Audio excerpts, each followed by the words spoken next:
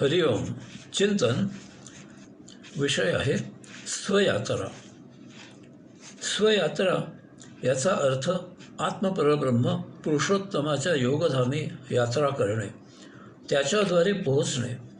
तेथे पोहोचण्या इतपत आपली आध्यात्मिक उन्नती झाली की आपण एकतर समाजात राहून आत्मपरब्रह्म पुरुषोत्तमाचे कार्य करू लागतो किंवा आपण त्याद्वारे समर्पणाची मुक्तीची वाट पाहत थांबतो.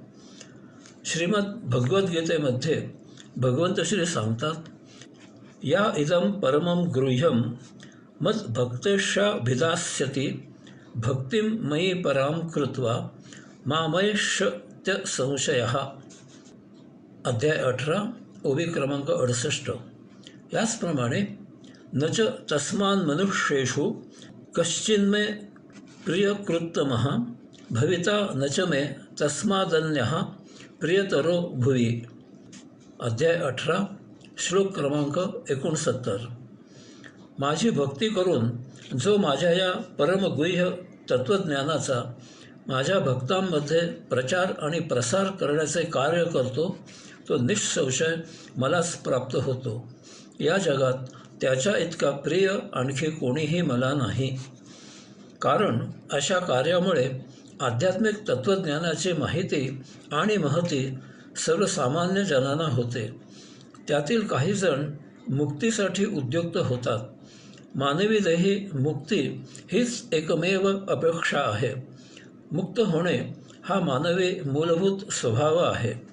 यामुळे कधी ना कधीतरी आपल्यालाच एक सुप्त जाण येते की आपण हे जे काही जगत आहोत, आपण जे काही करत आहोत ते योग्य नसून यापेक्षा काहीतरी निराळ्या प्रकारे करायला पाहिजे, निराळ्या प्रकारे जगायला पाहिजे. या जगण्यात फरक करावा अशी ओढ लागते. या ओढीला खीळ बसवण्यासाठी मन हजार तर्क करते, भौतिक आकर्षण खिचून घ्यायचा प्रयत्न करते. परंतु तिकडे जराही लक्ष देऊ नका, कारण अशी ओढ लागल्यावरही तसे न करणे हा महाप्रमाद आहे. म्हणून याच वेळी जागृत व्हा आणि ही ओढ जोपासा, वाढवा. कारण तारुण्य जसे पैसे कमवायचे, संसार थाटायचे वय आहे, त्याचप्रमाणे हे वय अध्यात्मही करायचे आहे. या वयात हे जितके सुकर होईल तितके ते वय वाढल्यावर होणार नाही. कुटुंबात राहून समाजात वावर करूनही हे करता येते. फक्त त्याची जी सम्यक कला आहे ती साक्षात्कारी सद्गुरूकडून जाणून घ्या. लक्षात घ्या की आपण जे भोगतो ते करावे अशीच आपल्याला उर्मी येते. तिकडे आकर्षण वाढते, त्याची आकांक्षा निर्माण होते. याला आत्मसंमोहन असे म्हणतात. म्हणून मुळातच अयोगिक गोष्टींपासून दूर राहा.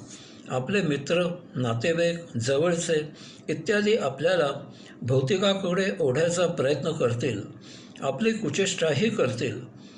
ते हे जितके जास्त करतील तितकी ती गोष्ट अयोगिक आहे ही खूणगाठ बांधा आणि आध्यात्मिक श्रवण वाचन याकडे लक्ष द्या. त्याने आत्मसंमोहित व्हा.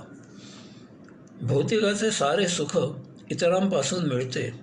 त्यासाठी आपल्याला दुसऱ्याची मदत लागते, दुसऱ्याची मेहरबानी असावी लागते. याचप्रमाणे व्यक्ती तितक्या प्रकृती असतात, मतांतरे असतात. दुसऱ्याप्रमाणे आपल्या मतांना मुरड घालावी लागते. यामुळे भौतिक सौख्याला मर्यादा असतात. नुसत्या मर्यादाच असतात असे नाही, तर ते अशाश्वत असते. यामुळे सौख्यामधून दुःख आपोआप उद्भवते. परंतु अध्यात्म हे एकला चलोरे आहे. येथे अथपासून इतिपर्यंत सर्व काही आपणच करत असतो. आपणच आपला शोध घेत असतो. त्यासाठी आपणच प्रयत्न करत असतो. येथे अन्य कोणाचाही संबंध नसतो. या शोधात अंतिमतः आपल्याशीच मिलन होते. यामुळे त्यापासून सुखदुःखाच्या अतीत कैवल्यानंद प्राप्त होतो आणि तोही संपूर्ण शाश्वत. भौतिकात हाती कटोरे घेऊन सौख्याची भीक मागत राहावे लागते. ते सौख्य तात्पुरते असते. त्याची किंचितही शाश्वती नसते. त्या सौख्याचे रूपांतर दुःख, कष्ट, त्रास, पीडा, वैताग यामध्ये होते. परंतु अध्यात्मामध्ये आपण आपले सम्राट असतो आणि म्हणून मर्यादित सौख्य मिळणार हे गृहीत धरून गृहस्थी थाटावी आणि शाश्वत अध्यात्माची कास धरावी, कव्वेलानंदी व्हावे. लक्षात घ्यावे की अध्यात्म हा आपला मूलभूत स्रोत आहे. त्याकडे आपली ओढ हे नैसर्गिक स्वाभाविक आहे. यापासून आपण दूर राहतो म्हणून आनंदाऐवजी दुःख सोसावे लागते. आपण हे प्रभुकार्य करावे हे कसे ठरते? तर जेव्हा योग्याला, संन्यासाला साक्षात्कार होतो त्याचवेळी तो प्रचाराचे कार्य आपोआप उत्स्फूर्तपणे करू लागतो. तो आपोआप समाजाभिमुख होतो आणि कार्य सुरू करतो. ही एक प्रकारची प्रतिक्षिप्त आवड उद्युक्त होते. याचबरोबर आणि तितकेच महत्त्वाचे की त्याच्या या आवडीला समाजाकडून आपोआप प्रोत्साहन मिळते. यामागची प्रभुलीला अशी असते की त्याची वैयक्तिक व्यवस्था किंवा कुटुंब असल्यास कौटुंबिक व्यवस्था त्याला या कार्याकडे ओढून घेते, आकर्षित करते. तो याशिवाय अन्य काही करूच शकत नाही. त्यातून त्याने अन्य काही सुरू केले तर त्याला त्यात यश येत नाही.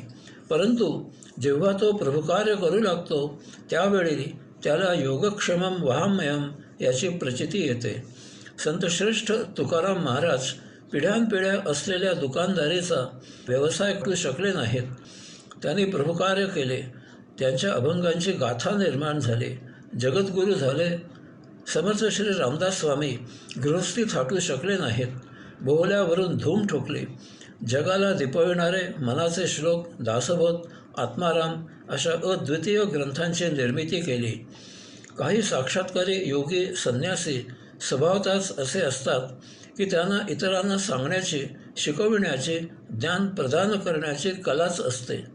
ते एकांतवासी, आत्मसंतुष्ट, स्वांत सुखाय, स्वानंदी असतात. हा त्यांच्या आध्यात्मिक संसाराचा परिणाम असतो. अशांना प्रभू स्वतःमध्ये सामावून घेतो. त्याच क्षणी ते प्रभुमय होतात. त्यांचे ते आध्यात्मिक संस्कार प्रभूमध्ये समर्पित होतात. यांचा उपयोग प्रभू विवक्षित विशिष्ट अवतार कार्यासाठी करतो. सायुज्यमुक्त किंवा मुक्त होण्यासाठी स्वयात्रा करावी लागते. आत्मपरब्रह्म पुरुषोत्तमाच्या द्वारी पोचण्या इतपत आध्यात्मिक प्रगती करून झेप घ्यावी लागते. ही काळोखात घ्यायची उडी आहे. हे आपल्यालाच करावे लागते. हे आपल्यासाठी कोणीही करू शकत नाही. म्हणूनच ही स्व म्हणजे प्रभूची आणि स्व म्हणजे स्वतःच करायची यात्रा आहे. येथे यात्रेला सुरुवात करणारे, यात्रा करणारे आपणच आहोत. यात्राही आपणच आहोत. यात्रेचे अंतिम ध्येयही आपणच आहोत. जेथे पोचायचे तेही आपणच आहोत. तेथे सर्व काही अनन्यपणे आपणच आहोत. यासाठी अनेक मार्ग आहेत. यामधील आपल्याला योग्य तो मार्ग आपण आचरणात आणायचा आहे. अमुक मार्ग बरोबर आणि तमुक मार्ग चूक असे काही असू शकत नाही. यासाठी सद्गुरू आपल्याला फक्त मार्गदर्शन करू शकतो, सहाय्य करू शकतो, योग्य किंवा अयोग्य याचा उपदेश करू शकतो. तसेच आपली प्रगती होत आहे की नाही हे सांगू शकतो. या पलीकडे अन्य कोणीही काही करू शकत नाही. ही एकला चलो रे यात्रा आहे. ती आपल्यालाच पूर्ण करावी लागते. कारण प्रत्येकाचे संचित भिन्न आहे. त्याप्रमाणे त्याचा स्वभाव आहे. यामुळे प्रत्येकजण अद्वितीय आहे. त्याप्रमाणे प्रत्येकजण आचरण करत असतो. इतरांचा मार्ग आपल्याला योग्य होईलच असे नाही. तो त्यांच्या संचिताप्रमाणे त्यांच्यासाठी आहे. ताजमहाल कसा आहे याचे साहित्यिक शब्दात मनोरे रचून कितीही कोणी वर्णन करून आपल्याला सांगितले तरीही आपण ताजमहाल समजू शकणार नाही. कारण आपली आकलनशक्ती अशा वर्णनाने जागृत होणार नाही. याचे उत्तर ताजमहालासारखा आहे हेच एकमेव आहे. म्हणजे आपल्याला ताजमहाल कसा आहे हे माहीत करून घ्यायचे असेल तर तो आपणच पाहायला हवा.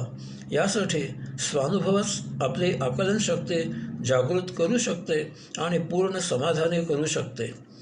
याचप्रमाणे आत्मपरब्रह्म पुरुषोत्तम कसा आहे हे आपल्याला स्वानुभूतीमधूनच जाणवेल. कोणी सांगून त्या परम ऊर्जामय अद्भुत प्रकाशाची अनुभूती आपल्याला जाणवणार नाही. साखर किती गोड आहे याचे उत्तर चिमूटभर साखर स्वतःच्या मुखात घालणे हाच एकमेव पर्याय आहे. स्वानुभूतीमधून आपल्यात श्रद्धा प्रविष्ट होते. एकदा श्रद्धा निर्माण झाली की आपल्याला समज येते, अन्य कोणी सांगून काही उपयोग नसतो. यासाठी स्वतः शोधा, स्वतः अनुभूती घ्या आणि मगच स्वतःच्या अनुभूतीमधून भरोसा ठेवा. आणि अशा प्रकारे एकदा भरोसा आला की मग याशिवाय चैन पडत नाही. धार्मिक विधी, सोपस्कार वगैरे तर अध्यात्मामध्ये अडचणीचे आहेत, कारण धार्मिक विधी आपल्याला वैयक्तिक, कौटुंबिक, सामाजिक सौख्याकडे प्रवास करायला उद्युक्त करतात. पूजाविधी, अनुष्ठाने वगैरे हे सर्व पैसा, प्रसिद्धी, प्रतिष्ठा मिळावी यासाठी आहेत. हे सर्व भौतिक उपभोगांचे मार्ग आहेत. संचित वाढविणारे आहेत, उपभोग निर्माण करणारे आहेत. यामुळे एकतर आपण भौतिक आयुष्यात अडकतो आणि सौख्यामुळे जबर दुःखाला निमंत्रण देतो. सुखदुःख या वर्तुळात आपण कधीही निर्लेप आनंद प्राप्त करत नाही. ज्याला मुक्त व्हायचे आहे त्याने यापासून संपूर्णपणे दूर राहावे. एक बोधकथा साहित्यिक तपशिलाप्रमाणे सांगायच्या विषयाप्रमाणे वेगवेगळ्या प्रकारे सांगितली जाते. यातील तपशील न पाहता या चिंतनापुरता बोध घ्यावा. महर्षी याज्ञवल्क्य यांना 2 पत्नी होत्या. एक होती कात्यायनी आणि दुसरी होती मैत्रेयी. महर्षी याज्ञवल्क्यांना एक दिवस गृहस्थाश्रम सोडून वानप्रस्थाश्रम स्वीकारण्याची इच्छा झाली. यासाठी त्यांनी त्यांच्या संपत्तीची सारखी वाटणी करून दोन्ही पत्नींना दिली.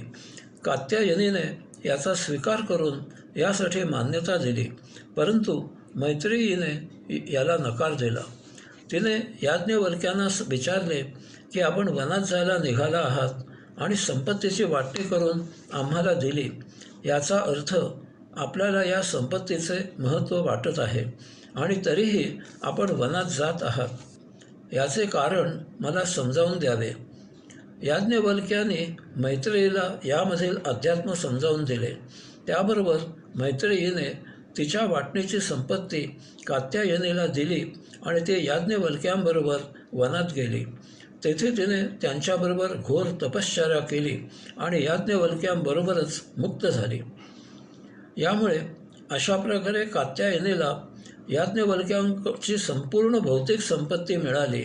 याज्ञवल्क्यांच्या सहवासात आश्रमात राहूनही ती जन्ममरण असे करत अमुक्त राहिली आणि मैत्रेयीने याज्ञवल्क्यांच्या सहवासात आश्रमात राहून त्यांचे आध्यात्मिक संस्कार स्वीकारले.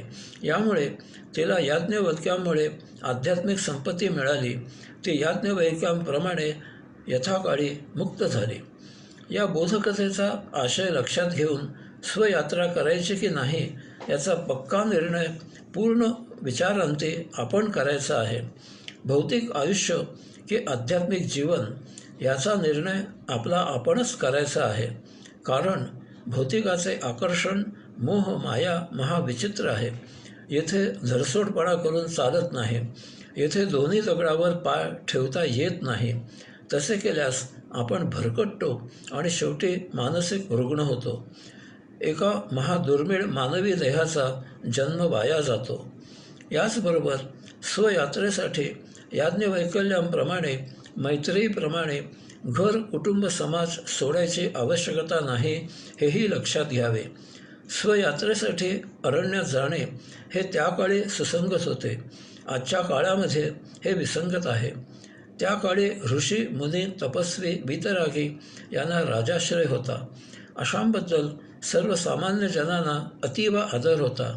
अशांकडून त्यांच्या अन्न, वस्त्र, निवारा याची सोय सहज होत असे. अशांची सेवा करायला मिळणे ही पर्वणी समजली जायची. यामुळे त्यांचे अरण्यात राहणे सुकर होत असे. परंतु सद्य काळामध्ये आध्यात्मिक भोंदूंचा सुळसुळाट झाला आहे. कारण हे भोंदू साक्षात्कारी दार्शनिक स्वस्वरूप प्राप्त नसतात. तरीही ते साक्षात्कारित आहेत असे खुशाल जाहीर करतात. त्यांचे अध्यात्म दिखाऊ असते. हे बंधू अध्यात्म हा एक पैसा, प्रसिद्धी, प्रतिष्ठा मिळविण्याचा धंदा म्हणून करतात. हे बंधू स्त्रीलंपट असतात. हे भोळ्या जनतेचा गैरफायदा घेत असतात.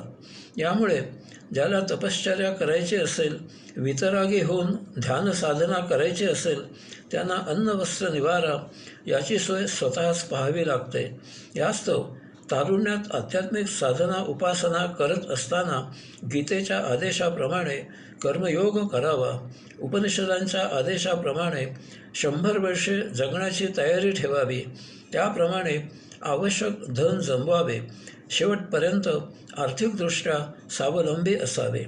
कौटुंबिक जबाबदारी पार पाडावी आणि प्रौढावस्थेत कुटुंबात, समाजात राहूनही या सर्वांपासून मनाने अलिप्त राहून आध्यात्मिक जीवन स्वीकारावे. पाण्यात राहूनही कोरडे राहण्याची माशाची कला शिकावी. आळवावरच्या पाण्याप्रमाणे भौतिक गोष्टींपासून दूर राहावे. आपण असे आचरण करू लागलो की हळूहळू आपल्या आजूबाजूच्यांना सर्वांना याची सवय होते. तेही आपल्याला यासाठी सहकार्य करू लागतात. त्यांनाही लुडबुड नको असते. सर्व आपला आदर करत सहकार्य करतात. अशा प्रकारे आपल्याला मिळालेला प्रत्येक क्षण क्षण आत्मयात्रेसाठी सत्कारणी लावावा. आत्मभोग मोठा शुद्ध पवित्र आहे आणि तो घेण्यात महाआनंद आहे. हवासा वाटणारा आहे. कारण या योगे संचित निर्माण न होता आत्मभोग घेतला जातो. त्या प्रत्येक क्षणाला, प्रत्येक भोगाला आपली आत्मयात्रा पुढे पुढे मार्गस्थ होते. याचा सुंदर परिणाम कसा होतो ते पहा. आत्मपरब्रह्म पुरुषोत्तम जळी स्थळी काष्टी पाषाणी चर अचर अशा सर्व ठिकाणी आणि सर्वांमध्ये अंशात्मक व्यापलेला आणि भरलेला आहे. फक्त आपल्याला तो पाहण्याची दृष्टी हवी, आकलन होण्याची क्षमता हवी, जाणण्याची पात्रता हवी. या अशा साधना आणि उपासना या योगे ही दृष्टी, ही आकलनशक्ती, ही जाणण्याची पात्रता आपल्याला राहत्या ठिकाणी बसल्या जागी प्राप्त होते.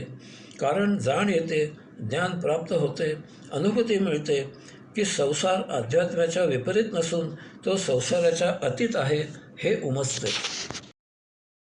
या यात्रेसाठी आपल्याला कुठेही बाहेर जायचे कारण नाही. कारण बाहेर गेलो की आपण मायेच्या जाळ्यात फसून भरकटलोच असे समजावे. आपले अंतिम ध्येय असलेले आत्मपरब्रह्म पुरुषोत्तम बाहेर कुठेही नाही. ते आत्मपरब्रह्म पुरुषोत्तम अंश म्हणून आपल्याच अंतःकरणात आहे. आपण ते आहोत. आपण आत्मपरब्रह्म पुरुषोत्तम याचा अंश आहोत. आपणच ते आत्मपरब्रह्म पुरुषोत्तम आहोत. आपल्याला काहीही शोधायचे नसून आपल्याला स्वतःच्याच सत्य अस्तित्वाची जाग यायला हवी आहे. वास्तवात आपणच भक्त, भक्ती, भगवान, पुजारी, पूज्य आहोत. आता घर मंदिर होते. अध्यात्मासाठी कुठेही बाहेर जायची आवश्यकता उरत नाही. घरामध्ये आपण जिथे बसतो तिथे गाभारा तयार होतो. त्यात भगवंतश्रींची स्थापना होते. ते सुहास्य वदने आपल्याला दर्शन देतात. आपल्यावर याचा सखोल परिणाम होतो. आपणही घरी दारी जो कोणी भेटेल त्याला सुहास्य वदने हरिओम म्हणू लागतो. अशा या आचरणाने आपल्याला एक अजब अनुभव येतो की आतापर्यंत आपल्याशी जो कोणी फटकून वागत होता तो आता आपल्याशी आपणहून आपुलकीने वागत आहे.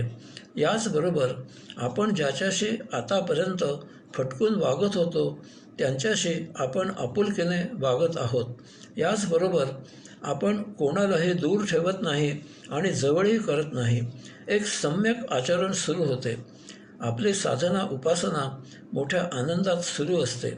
आता प्रगल्भता वाढते. स्वात्म्याची ओढ जोर धरते. आपल्याला जाण येते की हे जीवन क्षणभंगूर आहे. इतरांच्या मुखी आपल्याला आरसा दिसू लागतो. त्यात आपल्याला आपलीच छबी दिसते. कोणी परका नाही आणि कोणी आपला नाही. सर्वत्र सर्व आपणच आहोत. कुठेही भेद नाही. सर्वामुखी आत्मदर्शन. आत्मज्ञान आपल्याला जाण देते की हा संसार कायमकरिता नाही, कोणत्याही क्षणी सुटणारा आहे. आपण येथे आत्मयात्रे करू आहोत. संसार या यात्रेला सुकर करण्यासाठी एक तात्पुरते साधन आहे. ही जाण आली की देह सोडायच्या वेळी मोठी प्रसन्नता येते. देहाच्या मृत्यूची अनुभूती घेतली जाते. देहाला मोठ्या आनंदाने सोडून दिले जाते.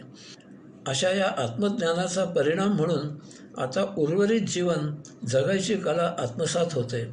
संतश्रेष्ठ तुकाराम बुवांच्या धाव पाव विठू आता पाहू नको अंत किंवा समर्थ रामदास स्वामींच्या तुझ वीण रामा मज कंठवेना याचा नेमका अर्थ उमजतो आणि आपल्या आचरणात उतरतो. आपले आचरण आणखी आत्मसन्मुख होते. तसतसा आपला स्वभाव कैवल्यानंदी होऊ लागतो. याच अवस्थेत रामकृष्ण परमहंसांना विचारण्यात आले होते की ध्यानामध्ये कालीमाता येते आणि ध्यानातून व्युत्थान व्हायला होते, काय करावे? रामकृष्ण परमहंस तत्क्षणी म्हणाले, तलवार घे आणि कालीमातेला कापून टाक. याच अवस्थेत बोकोजूने आपल्या गुरूंना विचारले होते, ध्यानामध्ये भगवान बुद्ध येतात आणि ध्यानातून व्युत्थान व्हायला होते, काय करावे? त्याचे गुरु तत्क्षणी म्हणाले, तलवार घे आणि भगवान बुद्धांना कापून टाक. आता प्रश्न आहे की ही तलवार आणायची कोठून? ही तलवार तेथूनच आणायची की जेथून कालीमाता आणि भगवान बुद्धांना आणले होते. याचा अर्थ हा मनाचा खेळ आहे. आपल्याला ध्यानामधून व्युत्थान करण्यासाठीच मनाची ही युक्ती आहे. म्हणून या अशा गोष्टींची उपेक्षा करायची. असे काही दिवस होईल, परंतु काही दिवसांनी ही विघ्ने आपोआप नाहीशी होतील. ध्यान लागणे सुरळीत होईल. हरिओम.